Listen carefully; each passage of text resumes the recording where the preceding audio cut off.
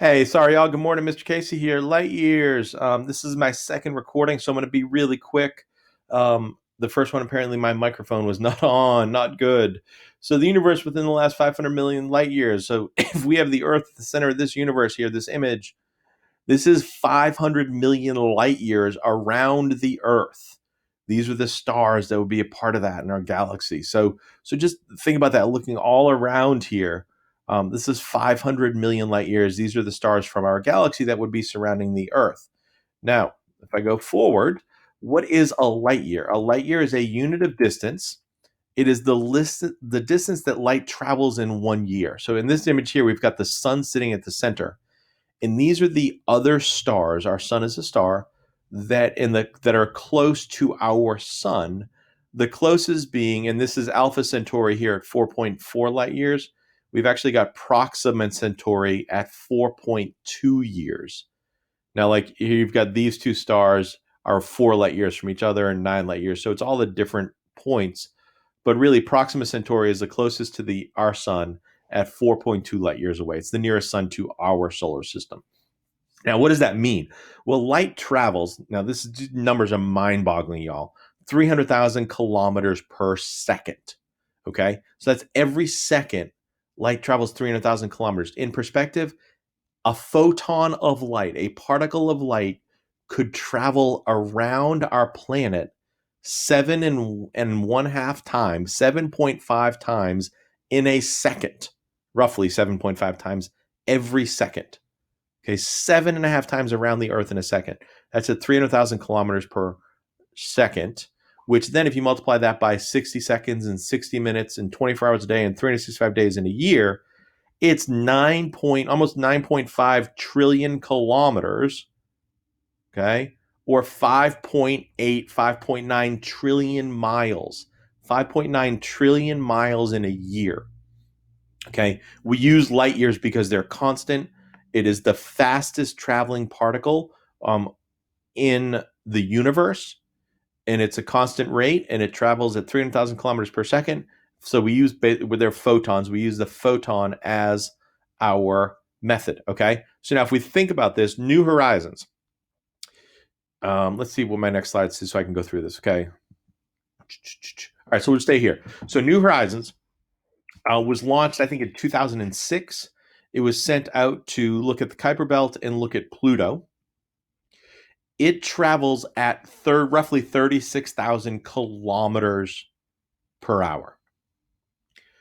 The space shuttle travels at about half of that, about 17,000 kilometers per hour. If we had launched the New Horizons toward Proxima Centauri, the closest star to us, traveling at 36,000 kilometers per hour, it would take New Horizons 78,000 years to get there. All right? Think about that. 78,000 years traveling at 38,000 kilometers per hour. If we went in the space shuttle, it would be roughly double that.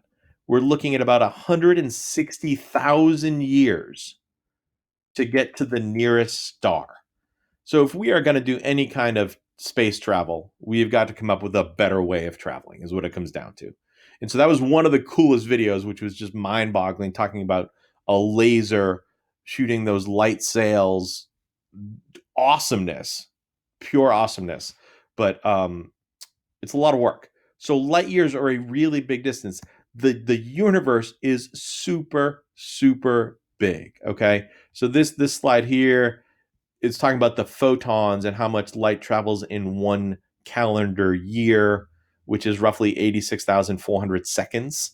Light is used to measure the distance. It is the fastest thing in the universe.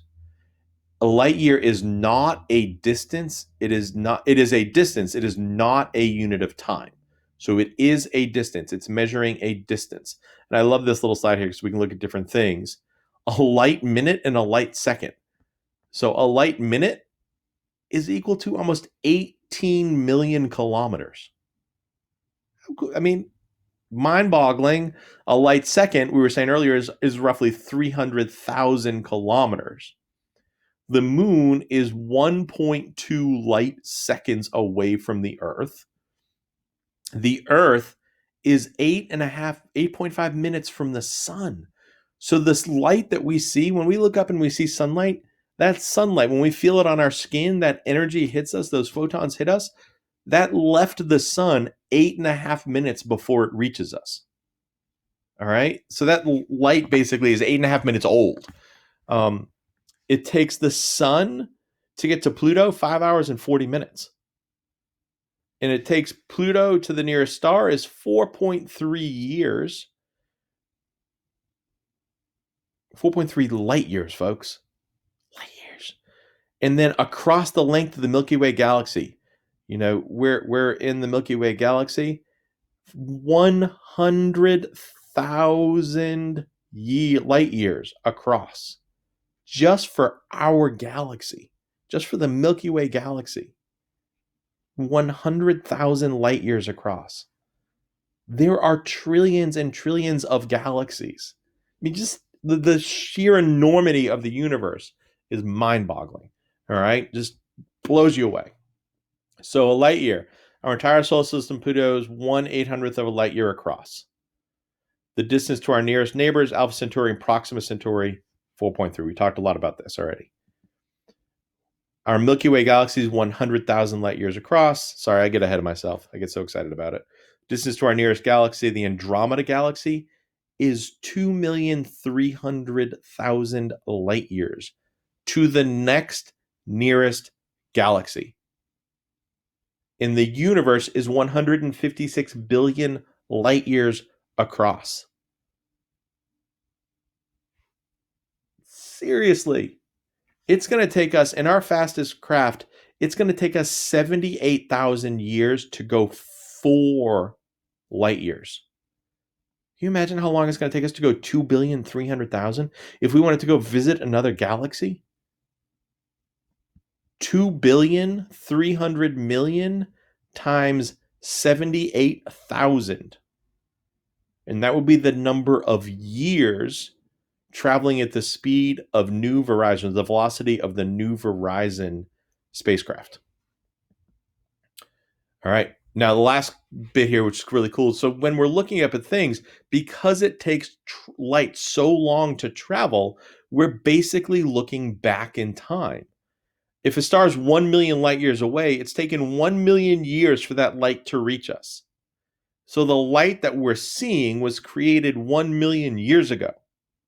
So we're seeing that star as it was, not as it is today. So when I look up at the stars tonight, I'm not seeing the star today. But if it's a star that's 100 million light years away, I'm seeing what it was 100 million years ago. That star may not exist now. It may have burned out. It may have run out of fuel and energy, run out of hydrogen. It may have exploded like a supernova. Okay, so it's going back in time. A couple other ways to think about this. There's the Hubble telescope. You've got an image on your classroom today to look at that. You might hear that a galaxy is 5 billion light years away, meaning that light emitted from that galaxy traveled for 5 billion years.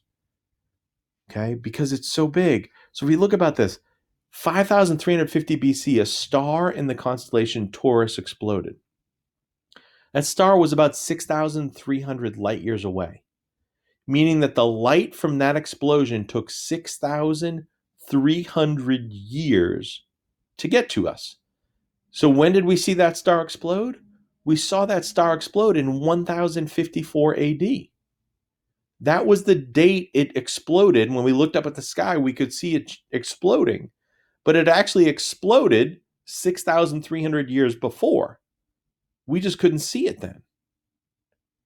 When we look at the Crab Nebula today, we see it as it was in about 4,300 BC. Let me double check my brain on that one. That one's throwing me for a loop there. And it threw me for a loop last night when I recorded this too for y'all. 4,300 BC. We'll come back to that one. Let's leave that one alone for right now. Let's just hold on to this because I think it's fascinating. So it blew up in 5,350, but we didn't see it blow up until 1054 AD. That's when we saw it blow up. Awesome. So how long would it take the space shuttle? We talked about this. Space shuttle, the shuttle orbits at 18,000 miles per hour. So we need 37,200 years to travel 1 light year. So if we're 4 light years away from the 4.2, 4.3 light years away from Proxima Centauri, we're looking at like 155,000 years or so to get there in the space shuttle. 155,000 years.